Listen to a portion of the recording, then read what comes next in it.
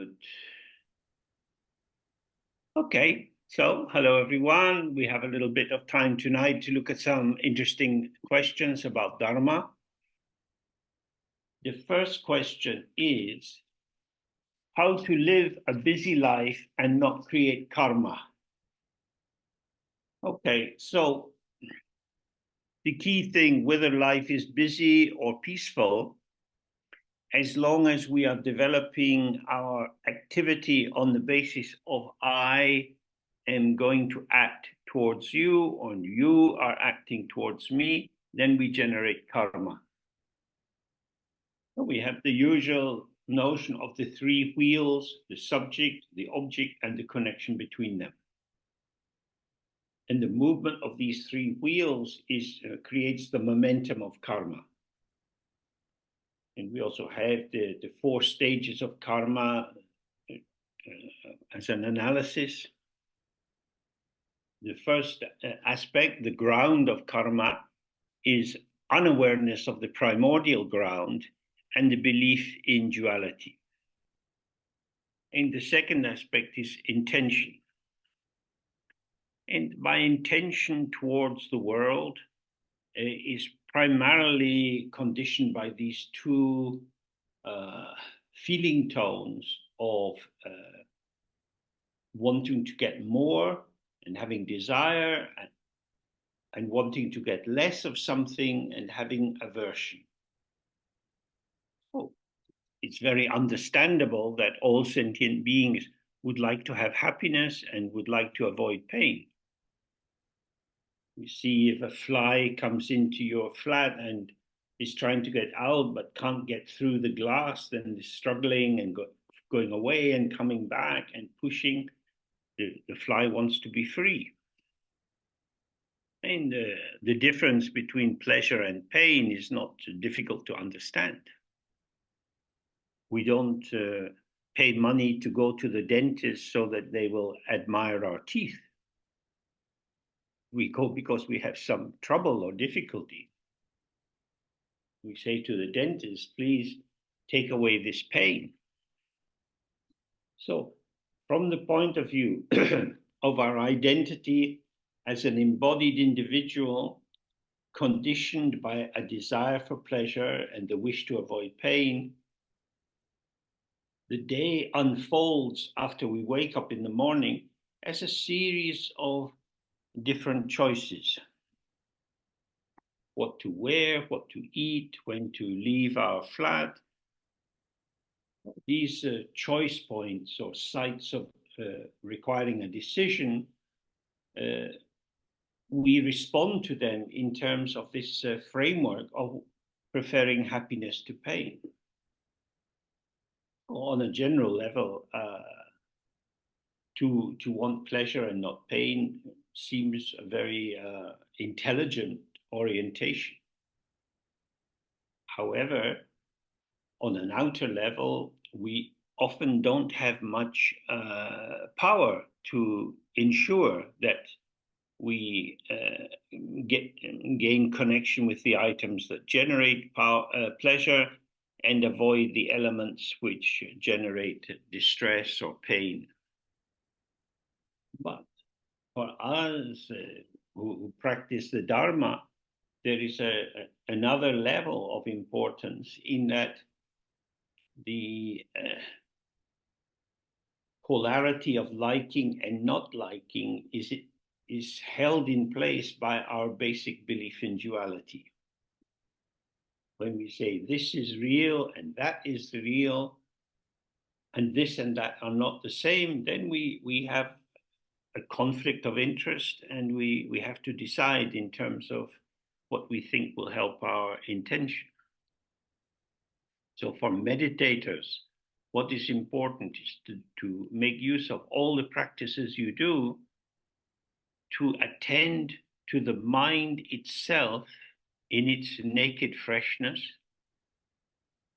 and to see also that this naked freshness is our own true nature or Buddha nature. When we see that the mind is open and empty, then it's like the mirror. The mirror has no content of its own. It's unconditioned. Then when reflections arise in the mirror, they are there as illusory presences.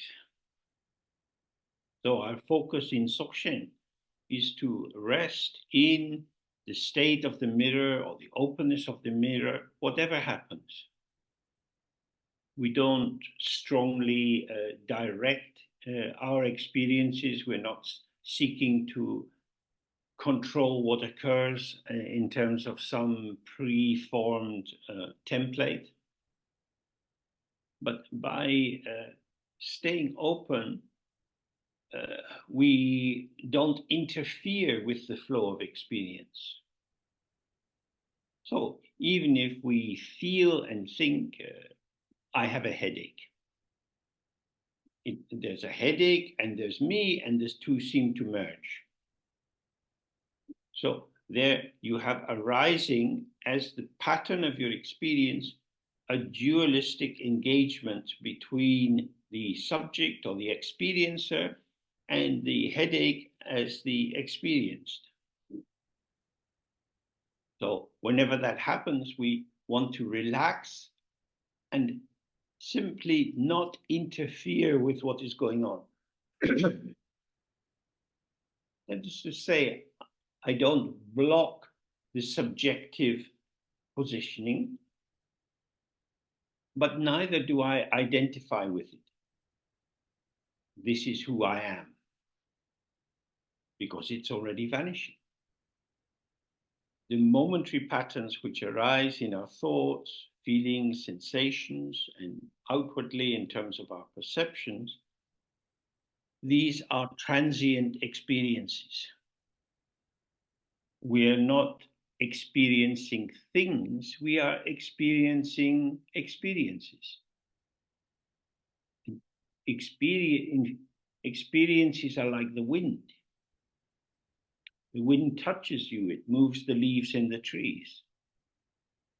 You can't deny that it exists because the leaves are moving, but you can't catch it. So it doesn't exist as an entity, as a fixed substance. This is the middle way. This is form is emptiness, emptiness is form. Oh, if you try to find the mirror itself, there's nothing there. But the mirror shows itself through the reflection. But because the reflection is displaying itself within the open, empty mirror, it is not other than open and empty.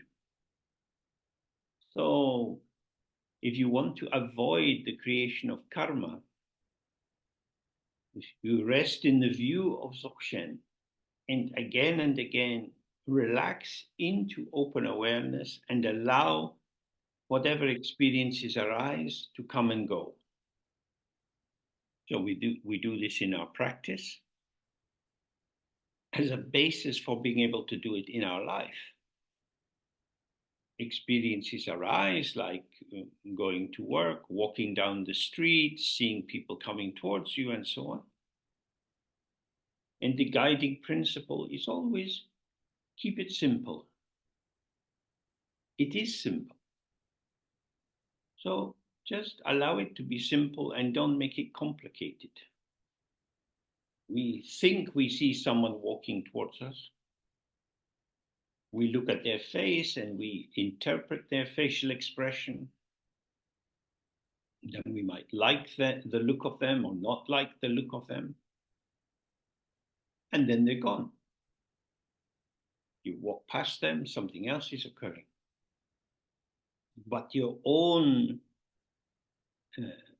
commitment to reliance on your thought production as the means of establishing truth can easily lead us to the idea, oh, this person looks dangerous, or this person looks very nice.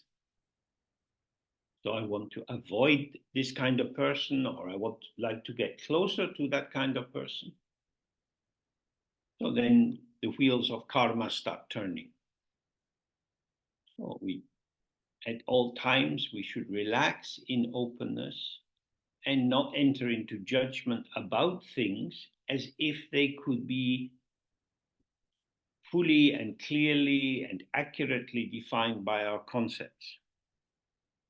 We cannot grasp or hold on to the flow of experiences, but I can grasp at my concept by which I define the status of the other person for me. So when we find ourselves maybe being upset by someone's behavior, they behaved in a way which upset us, we think and feel they're not nice, I don't like them. This opinion and assumption and interpretation shows us the nature of our mental function. It doesn't tell us the true status of the other. So as long as you believe that you are a truly existing entity, a thing which is separate from the field around you, and you can look at the world and see clearly how it is, we have to remember that in that moment, we are deluded. We have not caught hold of the truth of the other. We have caught hold of our concept about our idea of who the other is. And it is that which is the basis of karma. So relax and release. You can do this through praying to Padmasambhava, praying to your guru, doing the Guru Yoga of the White Art. There are so many methods, but the whole point, release yourself from the delusion of duality. Okay, and so the next question is fantasy, projection, intuition. How can you tell the difference? The answer to this is just what I was saying to the first question. If you start from the position, I'm here, I pay attention to what is around me, I am not my environment, I am this separate self, then when I develop an idea about the status or the meaning of some event, this is a mental construct. This is a fantasy. That is to say, it is something which I imagine and which feels to be true in the moment of imagining it, but it doesn't have any reliable objective basis. Oh, and the same with this idea of projection. Like in the cinema, the light flows onto the film and the image is projected onto the screen. So the light is like our basic intelligence or the fact we're alive and not dead. We experience, we illuminate, oh, something's happening. And we see it as happening out there. Just when you go to the cinema, there on a big screen, something is happening. But the basis of the projection is the meeting of the light of the mind, the basis of illumination, which could illuminate the ground, but is not actually illuminating the ground. It's illuminating my imagination of what is occurring. So we see this very clearly with the issue of what we in Britain call illegal immigrants. Some people put the interpretive emphasis on illegal. And if they're illegal, they shouldn't be here. We need to send them somewhere else. Or somebody might say, put the emphasis on the immigrant and say, these are asylum seekers. They come here with much danger, at much expense, because they're trying to flee something bad over there. So in the first interpretation, The illegal immigrant is wanting to get something for nothing. And in the second interpretation, there are poor people who have found it impossible to remain in their own country because of government persecution, climate change, and so on. And these two positions are often in conflict in terms of political parties. But of course, when we look at ourselves, we realize we have quite complex mixed motives for many of the things that we do. So if my interpretation is simply the projection of a predetermined opinion, it will not illuminate the actual position of these people who have arrived in our country. No, projection is a way of knowing without experiencing. If you see someone and you fancy them or you really like them, you don't know who they are. You are drawn to who you imagine they are. When you get to know them, you find, they're quite complicated. Human beings and dogs and cats are beyond totalization because we all manifest the rich potential of the unborn ground. So projection is a way of falsely simplifying the identity or the potential of the other. And the third term referred to by the questioner was intuition. So in order to allow our intuition to manifest, it helps if we receive the optimal contact with what is occurring. That is to say, we open ourselves, we receive the widest possible display of the potential of the current moment. Then we put on the brakes so that the three wheels are not turning. And we sit, we wait, and an intuition arises.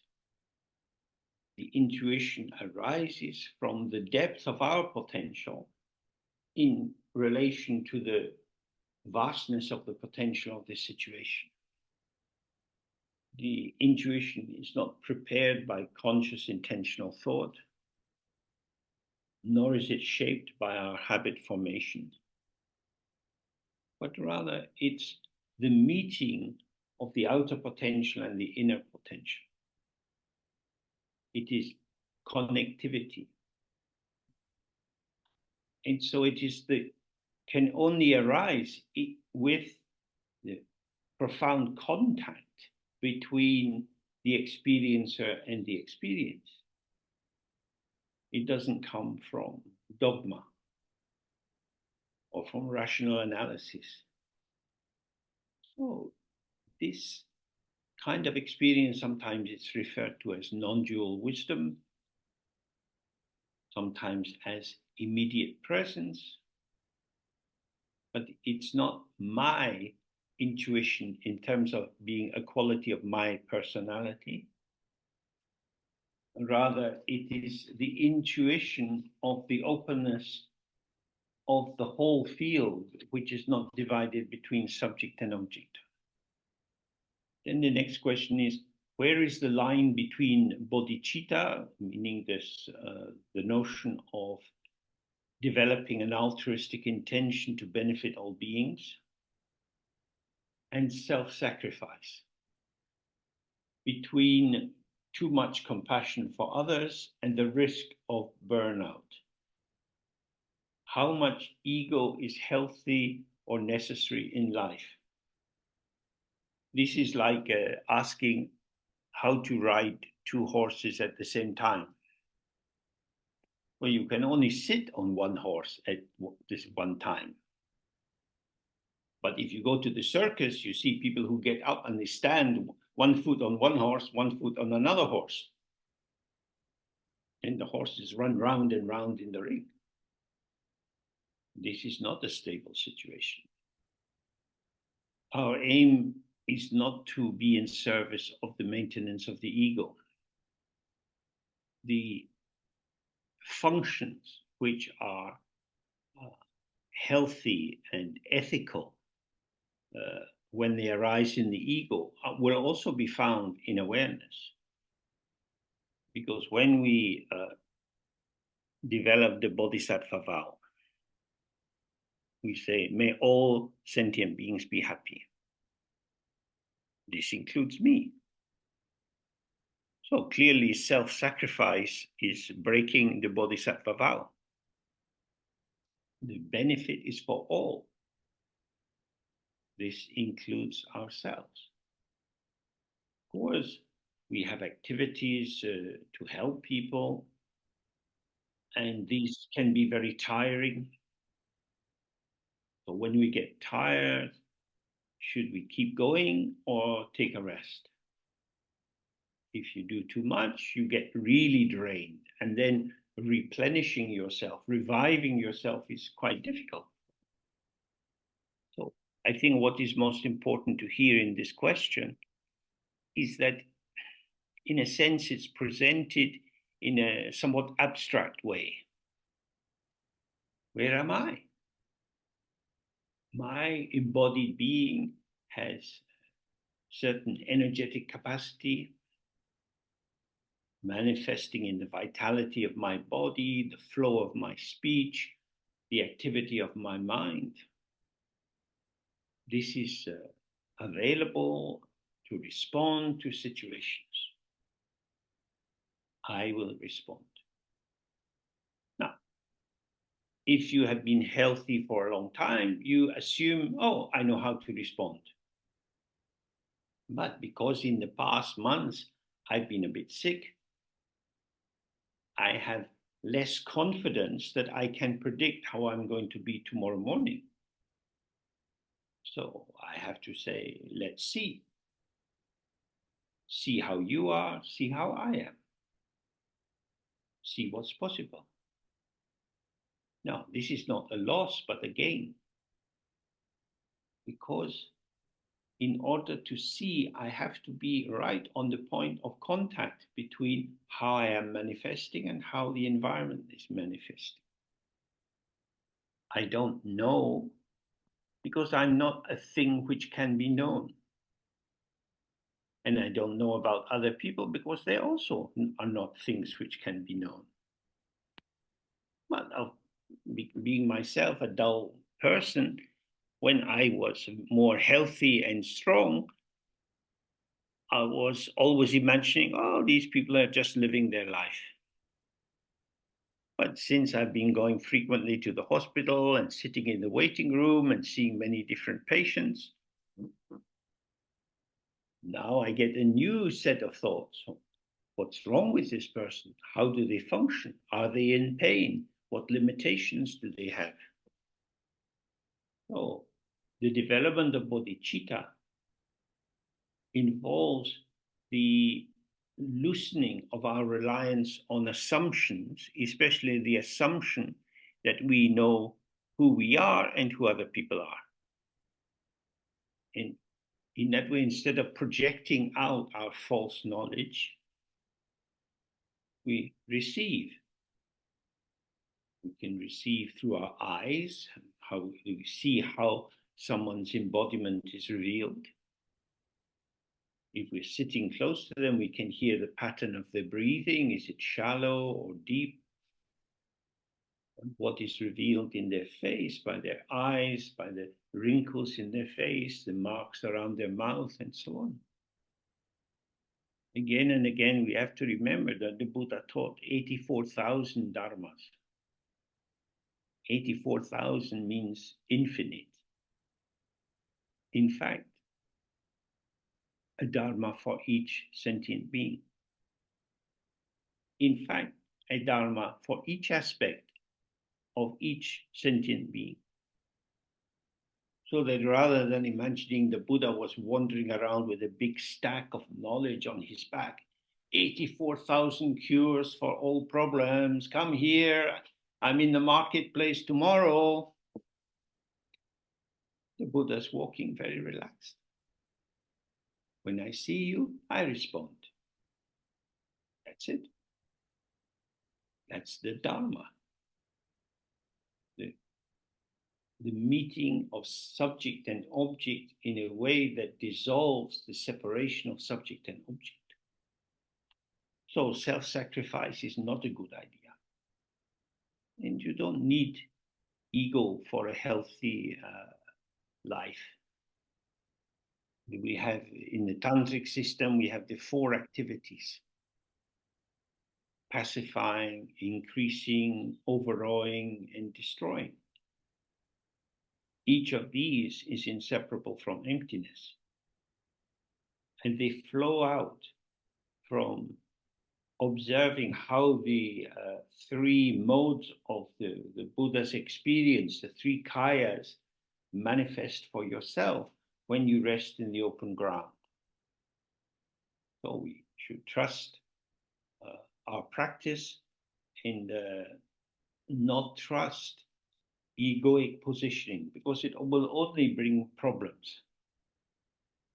So the next question we've sort of answered is, if an already awakened person were to experience extreme suffering, could that person avoid identifying with the suffering and mixing with the suffering experience? Does it depend on your degree of progress on the Dharma, whether you can suffer without being drawn back into samsara? Well, the basic assumption in the question is, well, we all know suffering is bad. So how could an awakened person who is good have suffering which is bad? What is the ground of suffering? So this is why we have to do a little bit of study of the 9 jhanas of Buddhism. On a general level, we say suffering arises from ignorance and grasping. And in the Theravadan view, this ignorance points to the ignorance of the lack of inherent existence in the 5 skandhas or constituent factors. But in the practice of Tantra, when we enter into the mandala of Padmasambhava, everything is the radiance of Padmasambhava, including suffering. Happiness is the radiance of Padmasambhava, and suffering is the radiance of Padmasambhava. Then you might think, oh, but Padmasambhava is good. Why would he be radiating suffering? Oh, this is not good. This Dharma is a bit of a headache. Good people cause suffering? Why would they do that? Oh, so we believe in that moment, the Buddha, I do things, some of which make me happy, some of which make me sad. And Padmasambhava is similar. He exists and he does things to make some people happy and some people sad. This is not to understand Dharma. This is like the question, where was God in Auschwitz? Why would God be in Auschwitz? He could be up in heaven. Why come down? And especially if he comes down onto earth, his spaceship was going in the wrong direction. He could have gone to Hawaii. He could have gone to some nice place in Spain.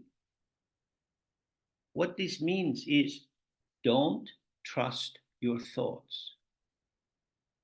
Number 1, there is no end to thinking. Number 2, we have many obscurations. So when you raise questions like, do Buddhas suffer? This is called a waste of time. It's a waste of time. If you want to understand the Buddha, become the Buddha.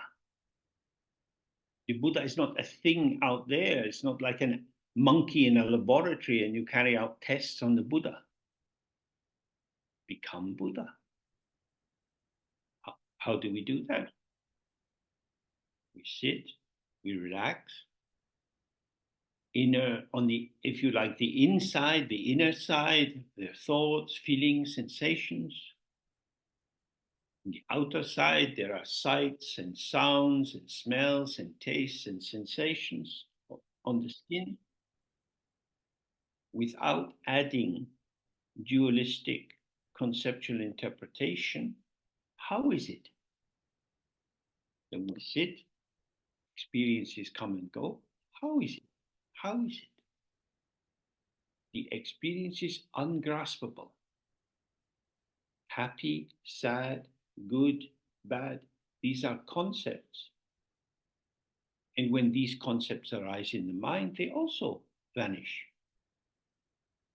Then we might see, oh, instead of spending so much time constructing these elaborate residences on the basis of concepts and memories and plans, if I just sit, whatever comes, comes.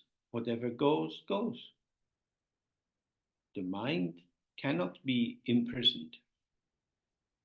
In the Dzogchen text, they say this is kada, primordial purity. It means that the mind itself has never been touched by anything else. You can't see, but on the front of my shirt, there is a stain. Some sauce from my lunch went onto my shirt. And even if I say Ramayam Kam, Ramayam Kam, Ramayam Kam, the shirt remains dirty.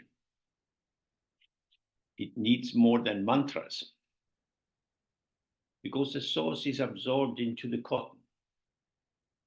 But the mind is like space. Space is the symbol of emptiness. It is non-oppositional. It doesn't stand in relation to anything else.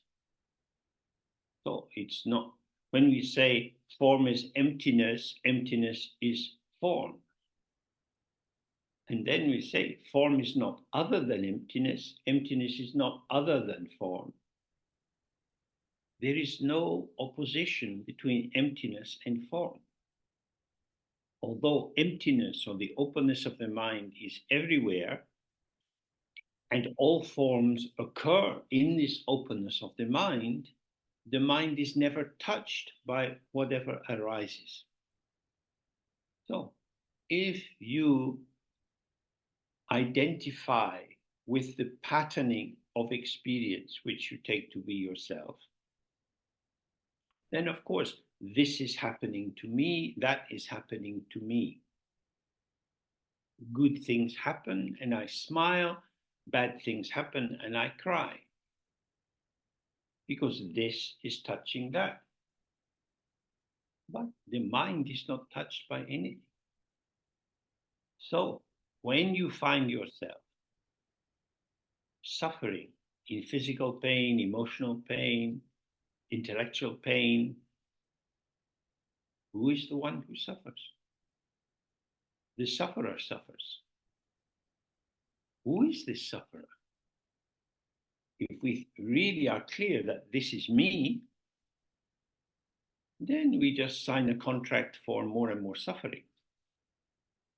But if we sit and we want to see who is suffering, pain is arising, it's unpleasant, I don't like, but I just sit, it's coming and going.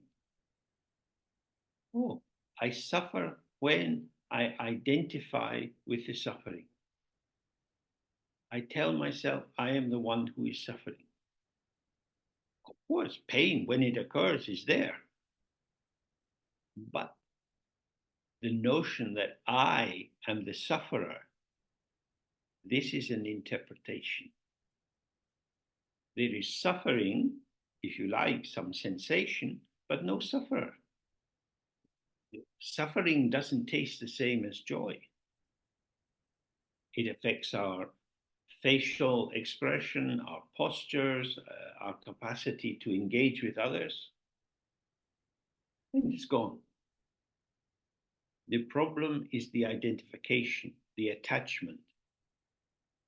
Now, in some ways, especially for meditators, happiness is much more dangerous than suffering.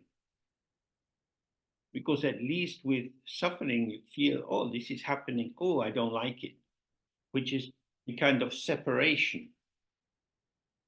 But when you feel happy and relaxed and at ease, and you have this subtle sense, oh, this is my life. This is good. I enjoy this.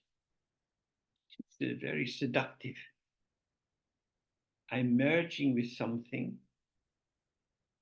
And because it tastes good, I want to keep merging with it. This is delicious duality. And it's very dangerous for meditators. Neither merging into what is occurring nor pushing it away. We sit. There is occurrence, which is self-revealing. So when we read in the text that the mind is empty and it has clarity or luminosity and it has manifestation,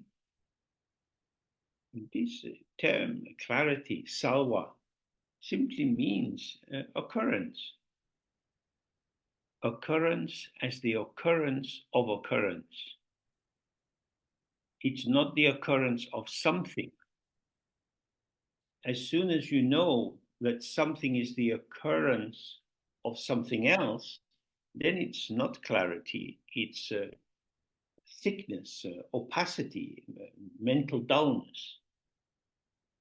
The key point from this is don't take up any fixed position.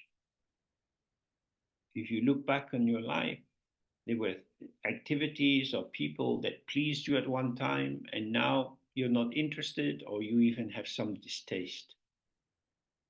The reason we are unreliable is not that we are bad or that we have many karmic accumulations, but it's because we are like the mirror.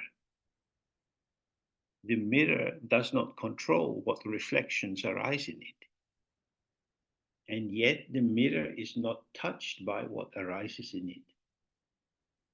This is the middle way. That's the heart of the teaching. You don't have to block what is occurring, but don't do anything with it. Not compounding, not cooking, not creating.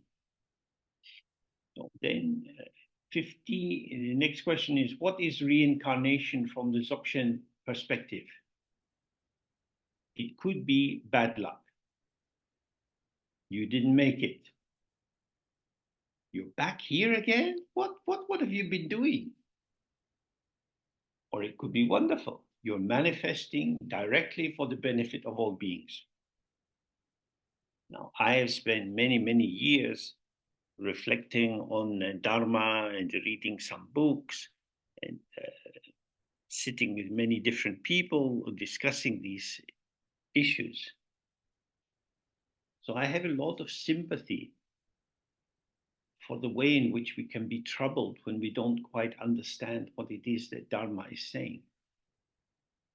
The problem is when we seek an explanation in terms of concepts. Please tell me how this functions. This can be a way of avoiding coming to the door to the true room of answers. The room where you will find all answers is your mind itself. Every question I get asked here can be answered in different ways.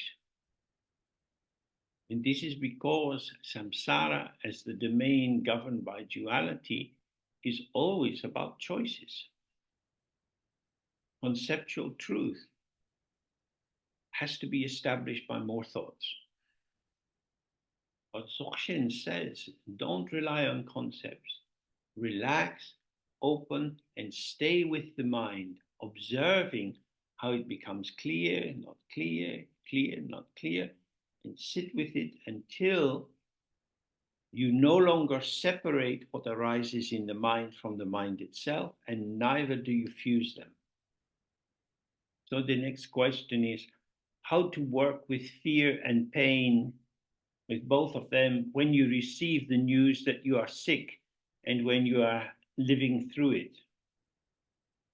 Oh, again, the structure of these questions is so important. How to work with fear and pain. Implicit in this phrasing is the idea that fear and pain are not good and they need to be worked on or managed. This is the general view of the ego. If we start in the position, I exist, I don't like this, this is bad, then we will always be trying to alter and change what occurs. So we work with fear and pain and anxiety and loneliness by this simple but difficult practice of staying present with whatever occurs without fusing or pushing away. So you have to do this. And the best way is the Guru Yoga of the 3R, the white R, because that allows you to relax and open into space. The cloud is in space, but it doesn't contaminate the space or the sky. Now, the middle way here is difficult. Something is happening I don't like. I don't like. Who invited this ego witch to the party? I was relaxed and open. Now something happens and I don't like it. So two roads open at this point. Try harder to clarify what's going on, or relax and let it come, let it go. If you take the first road, it will be very busy and last a long time. But if we can just relax and trust, this will not touch me, I am cheating myself. So, for example, I had recently this skin condition, hives, which is very, very itchy. And so I sit and this itching is going on. Sensation, sensation. I hate this. In a moment, there is an egoic reaction which comes in. This is powerful and seductive. It feels like me. This is my authentic voice. Fuck, why am I getting all this shit in my life? And then that reaction goes. The problem was not the arising of the reaction, but my momentary identification with it as the authentic voice of my existence. An empty delusion has become me. So this is where the practice is difficult. The reflection is in the mirror. It's very intimate. It's in the mirror. This negative thought, this self-referential thought arises in the mind and claims I am the voice of truth, but it's a lie. So what we have to do then is pray to the Guru, do the 7-line prayer again and again, and then sit with whatever is arising in the face of this urge to identify and be angry or upset. Because there is a paradox that unless we see the empty ground of experience, what arises is potentially distracting and unhelpful. But when we see the empty ground, when we open to the empty ground, when we are not different from the empty ground, then the negative thought itself is clarity. It has no other source than the open, empty mind. This is horrible, I hate it. This is Padmasambhava speaking to us, saying, hey, baby, life, this is life. It's a blessing. But I don't like this kind of blessing. This is not like going on the internet and ordering something. Zangdopalri products. 2 boxes of happiness for the price of 1. But okay, now you order it. Good, I get 2 boxes. But when you open the boxes, 1 box is sweet and the other is sour. Sweet and sour are both the blessings. Everything is non-dual, inseparable from the ground. So this is where we learn the truth of refuge. That if we take refuge in the ground, truly relax, open, whatever happens, then the dualistic vibration that comes from the separation of self and environment starts to quieten. And the 8 worldly concerns of gain and loss, praise and blame, success and failure, and so on, they don't disturb us so much. And we see something very strange. This thought is in my mind, it's here, but it's not defining me. It is, if you like, defining itself. The voice says, this is horrible. What is this? It's a voice saying, this is horrible. So, is it true? Is it not true?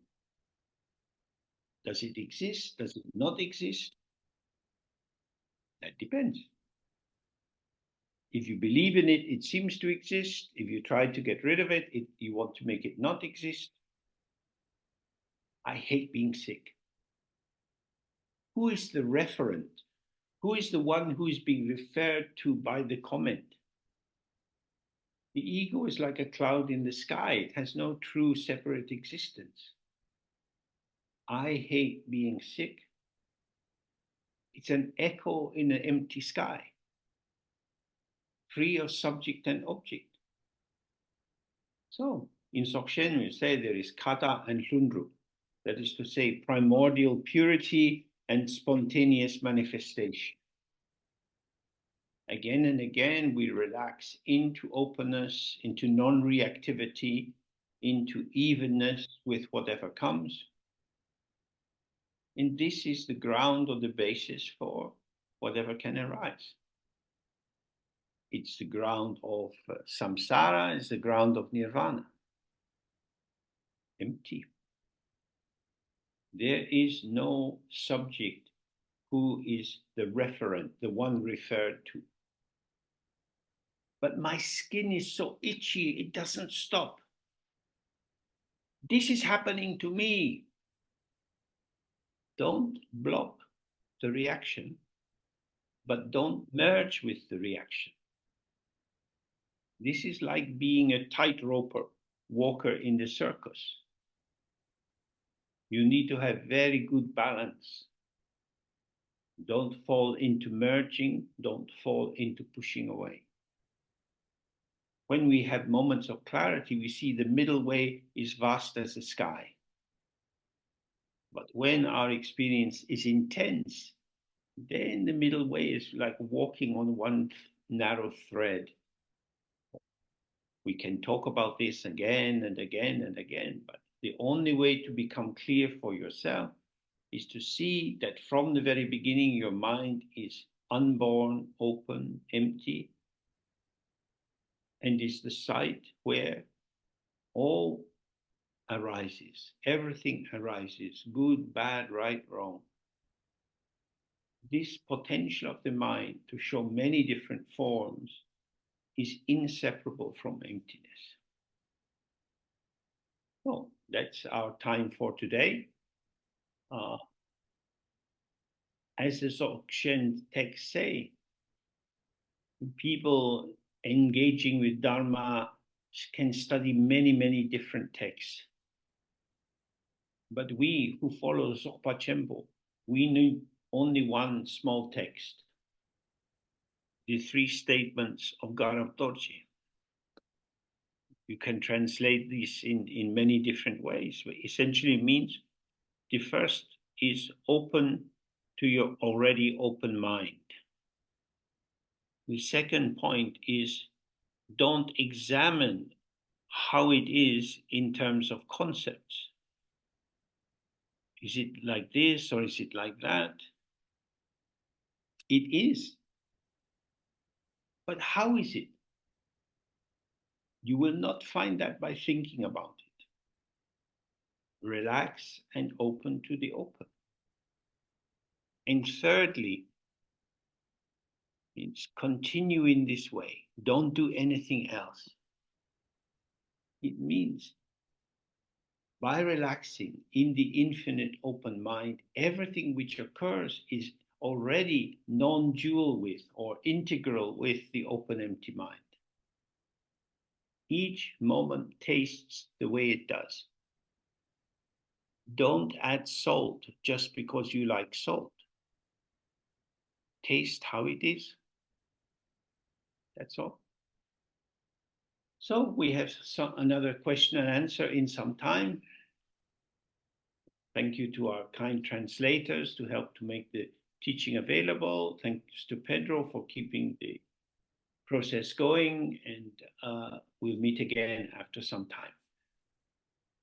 So my dears, good to see you. Take good care of you. Thank you. Thank you, James. Bye. Thank you very much. Thank you, James. Thank you. Bye-bye. Bye. Wonderful life. Thank you. Wonderful people. Thank you. Bye.